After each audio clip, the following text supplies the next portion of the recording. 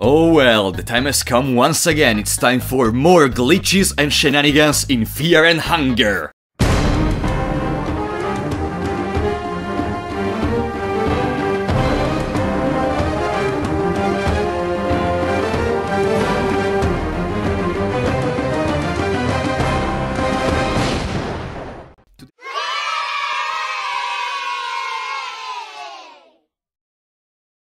Today's episode will start a lot based around the hexen. So, first of all, let's look at a weird thing. In the hexen, if you have a lot, and I mean a lot of lesser souls, the number is not gonna be displayed in the down right corner of the screen. And that's because all of the numbers have a different image with a different number associated with it. And the maximum number is 29. So, if you have up to 29 lesser souls, the number is gonna be displayed down there. Otherwise, it's just gonna disappear. And I guess it's reasonable. Like, I think the developer thought that no one would have had like more than 10 lesser souls simultaneously in the inventory or something. But since we are still here on the hexen, let's look at another thing. You know you can curse the weapons. This increases slightly the damage and also makes the weapon able to attack ghosts. Pretty simple, right? Well, there is a little problem. There are two weapons, specifically the axe and the scimitar. If you curse these weapons and you try to attack a ghost, the attack is gonna fail. The weapons don't have the ability to attack ghosts despite them being cursed weapons. And this is a big problem in case you want to fight ghosts, because the scimitar and axe are two starting weapons of the game. If you want to curse a weapon, usually you go for these ones at the start of the game. It's the decision that I think a new player would do, because they probably don't know the Eastern Sword or something. But still, there is one last thing we have to do here at the hexen. So, let's imagine I want to learn Steel, okay? If I mash the X button to exit the hexen after I decide to learn it, then what's gonna happen is... the skill is gonna get bugged. I'm not gonna have the skill, but the hexen is gonna sign the skill as obtained.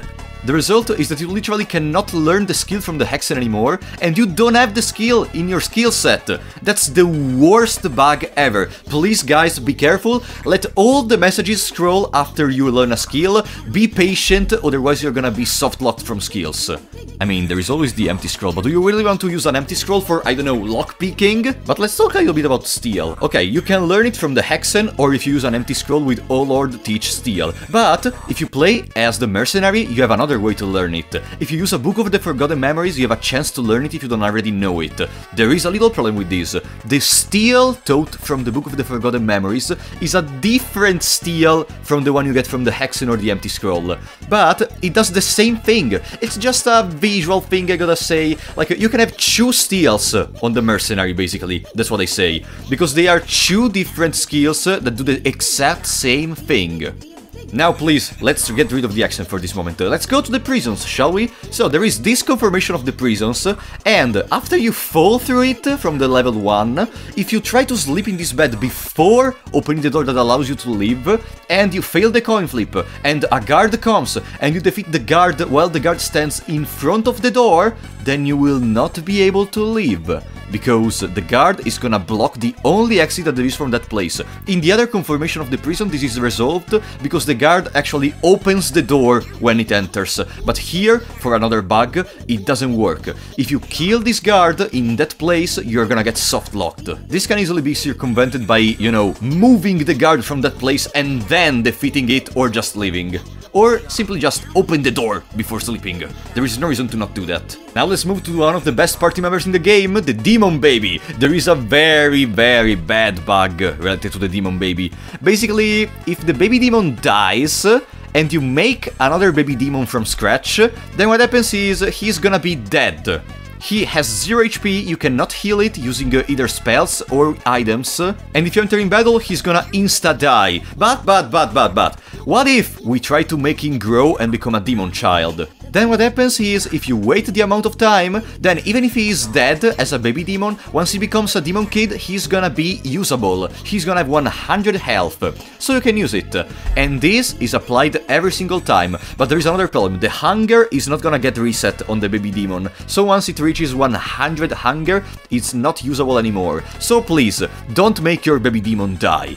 Now there is another debug spot that is accessible without going out of bounds. If you go into this layout of the torture chamber room, the one with Torture and Enki, then in this precise point, what happens is you can actually trigger the Crow Mauler and trigger the event we discussed in the difficulty video, in which the chrome is able to break the wall in front of you. So that means, if you do this and then you traverse the corridor, there is a chance for the chrome to break in the wall, and Isaiah is gonna spawn, because if you remember, you're able to find Isaiah only after you trigger the chrome. So with this you get access to chrome breaking the wall, which is a Tavern Starvation exclusive, but you can also get it in Fear and Hunger difficulty. Then you get access to Isaiah, and potentially the chrome may enter the room if you're unlucky. And since we are near Isaiah, you remember when I said there is the missing event after battle from the battle against the Old Knight? The same applies to Isaiah. That means if you trigger the Blood Golem and defeat Isaiah here, then what happens is the Blood Golem is gonna stay.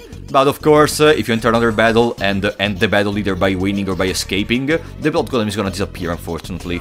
And now the last curiosity that I found very interesting. You know the Golden Temple? The one that you use to reach Francois? Well, there is a peculiarity. If you have the skill Phase Step, you're able to go down here and there will be another Francois. This is different from the one you fight in the normal room. It's actually situated in the lower part of the Golden Temple corridor, and if you defeat this Francois and use the throne, you're gonna get teleported to an old version map that leads you to get either ending D or ending C, depending from your party composition.